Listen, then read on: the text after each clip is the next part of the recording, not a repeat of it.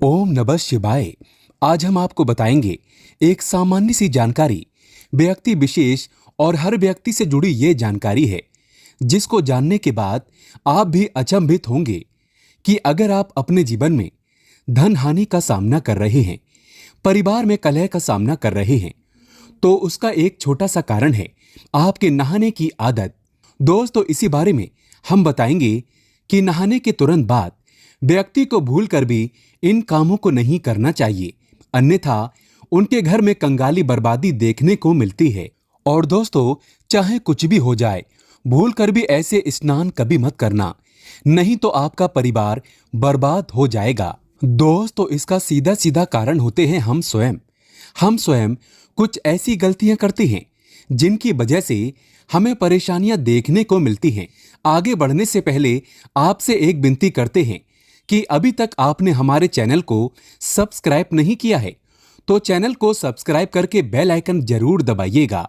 दोस्तों, नहाना इंसान के लिए बहुत ही जरूरी होता है और हिंदू धर्म में जो व्यक्ति हर रोज स्नान करता है तो ऐसे व्यक्ति को पुण्य का बहुत ही बड़ा भोगी माना जाता है। नहाना व्यक्ति के लिए बहुत ही जरूरी होता है। अमूमन ये होता है कि व्यक्ति नहाने के लिए बाथरूम में पानी की बाल्टी भरता है और उसी से वो व्यक्ति स्नान करता है। ये तो बहुत ही अच्छी बात है, लेकिन कई लोग क्या करते हैं कि नहाने के बाद बाल्टी और जो नहाने की सामग्री है उसको ऐसे ही छोड़ देते हैं। दोस्तों, बाल्टी में आधा जल भरकर ऐसे ही रख देते हैं। ये बहुत ही बुरी आदत है। नहाने के बाद बाल्टी को सीधा नहीं रखना चाहिए, उसे तुरंत उल्टा करके रखें। ऐसा माना जाता है कि नहाने के बाद जो पानी छोड़ दिया जाता है उसमें अगर घर का कोई दूसरा व्यक्ति, घर का कोई भी दूसरा सदस्य अगर स्नान कर लेता है तो उससे उसकी उम्र घटती है और साथ ही साथ नकारात्मक प्रभाव पड़ते हैं। दोस्तों, हर व्यक्ति अपनी किस्मत का धनी होता है। हर व्यक्ति के पास अपनी एक सकारात्मकता होती है, अपनी एक नकारात्मकता होती है, जिसके अनुरूप अगर आपका समय बुरा चल रहा होता है और अगर आप ऐसा कार्य करते हैं तो आपके परिवार के लोगों को भी उतना ही देखना पड़ता है जितना आपको देखना पड़ता है। तो नहाने के तुरंत बाद आपको कभी भी अपनी बाल्टी में जल भरकर नहीं रखना चाहिए। दोस्तों, इससे कई नुकसान हैं। एक तो पानी की बर्बादी होती है, साथ ही साथ परिवार में कष्ट बढ़ते हैं। तो ऐसे में भूल कर भी ये कार्य तो भूल कर भी ना करें और अगर संभव हो तो आपको नहाने के लिए शॉवर का यूज करना चाहिए। इससे धरती का जल भी बचता है और साथ ही साथ आपके कार्य में पानी भी कम लगता है। दोस्तों, अगर आप ऐसा भी नहीं करते हैं तो कोई बात नहीं, पर आपको भूल कर भी नहाने का पानी नहीं छोड़ना चाहिए ताकि इससे आपको बर्बादी का सामना ना करना पड़े। दोस्तों, एक बात और है कि कई लोग क्या करते हैं कि नहाने के बाद विशेष तौर पर पुरुष अपने जो भीतर पहनने वाले कपड़े होते हैं, बनियान और अंडरवियर, कभी भी ऐसे कपड़े महिलाओं से नहीं धुलवाने चाहिए। ऐसे कपड़े जब कोई स्त्री धोती है तो पूरे परिवार को पाप लग जाता है। दोस्तों, इन वस्त्रों को अंतर वस्त्र कहा जाता है। इन्हें व्यक्ति को स्वयं ही धोना चाहिए। इसे वॉशरूम में ऐसे ही छोड़कर नहीं रखना चाहिए और विशेष तौर से इन्हें रात्रि के समय तो गीला करके भूल कर भी नहीं छोड़ना चाहिए। इससे घर में नकारात्मकता आती है और व्यक्ति विशेष के अंदर अगर नकारात्मकता प्रवेश कर जाती है तो उसके जीवन में बहुत बड़े कष्ट देखने को मिलते हैं। इसीलिए स्त्री और पुरुष को अपने अंतर वस्त्र खुद ही धोने चाहिए। इसे गलती से भी किसी दूसरे व्यक्ति से नहीं धुलवाना चाहिए और इस बात का आपको विशेष ध्यान रखना चाहिए। दोस्तों, कई लोग क्या करते हैं कि नहाकर आने के तुरंत बाद वे व्यक्ति अपने पैरों को धोते हैं और आपको भूलकर भी ऐसा नहीं करना चाहिए। नहाने के बाद मन पवित्र हो जाता है और आपको प्रभु भक्ति में मन लगाना चाहिए। आप अपने पैरों को धोकर वापस अशुद्धता का कार्य करते हैं। पैर धोकर आप सोचते हैं मन ही मन कि आप शुद्ध हो गए हैं, लेकिन हिंदू धर्म में ऐसा वर्जित माना जाता है। हिंदू धर्म में पैरों से सर की तरफ स्नान किया जाता है। दोस्तों, व्यक्ति को नहाते समय भूल कर भी मौन रहकर नहीं नहाना चाहिए। हिंदू धर्म में ऐसी मान्यता है कि नहाते समय मंत्रों का उच्चारण किया जाता है, हरि भजन का उच्चारण किया जाता है या मन ही मन कोई गाना गुनगुनाते हैं। लेकिन जब आप नहा रहे होते हैं तो मौन रहकर नहीं नहाना चाहिए, क्योंकि इसे वैज्ञानिक दृष्टि से भी गलत माना गया है। दोस्तों, विशेष तौर से सुहागिन महिलाओं को तुरंत नहाकर आने के बाद सिंदूर नहीं लगाना चाहिए। ऐसा माना जाता है कि अगर कोई महिला ऐसा करती है तो उससे उसके पति की आयु कम हो जाती है।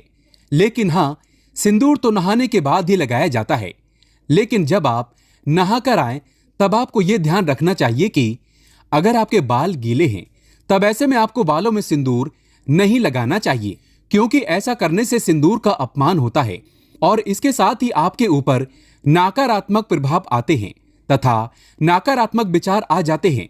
तो ऐसे में आपको इसे लगाने से बचना चाहिए। लेकिन याद रहे, जब आपके बाल सूख जाएं तब आप सिंदूर अवश्य लगा लें। दोस्तों, इसी तरह तुरंत नहाने के बाद आपको कभी भी नुकीली चीज जैसे कि नेल कटर का इस्तेमाल, शेविंग हो, ये चीजें आपको नहीं करनी चाहिए, क्योंकि ये चीजें नहाने के पहले की जाती है, बाद में नहीं। अगर नहाने के बाद आप ये चीजें करते हैं तो नहाने का पुण्य आपको प्राप्त नहीं होता है। दोस्तों, कई लोग क्या करते हैं कि नहाने के तुरंत बाद अग्नि को स्पर्श कर लेते हैं। नहाने के तुरंत बाद भूखे पेट कभी भी अग्नि को स्पर्श नहीं किया जाता। अग्नि को भोग लगाने के बाद ही अग्नि को स्पर्श किया जाता है। तो जब भी महिलाएं और पुरुष चाहे कोई भी हो, नहाने के तुरंत बाद आप चूल्हे को नहीं छुएं। दोस्तों, ग्रामीण इलाके में जो रहते हैं, गांव में जो रहते हैं, वो इस बात को बखूबी जानते हैं।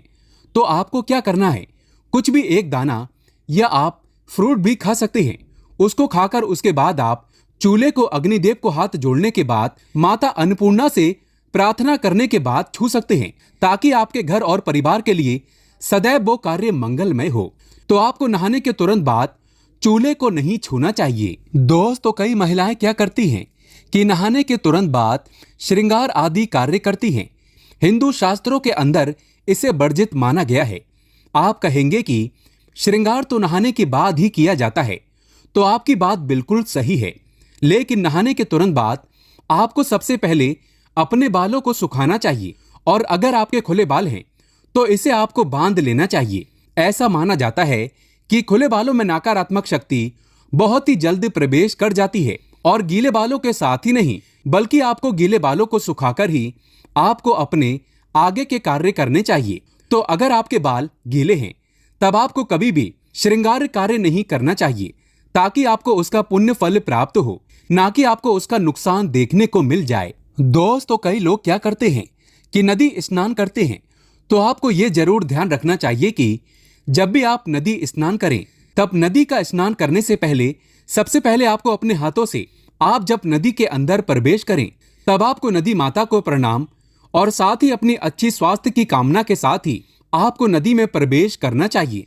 जब आपका स्नान पूरा हो जाए तब आपको ध्यान रखना चाहिए कि जल की कुछ बूंदें आपको भगवान सूर्यदेव को अवश्य अर्पित करना चाहिए।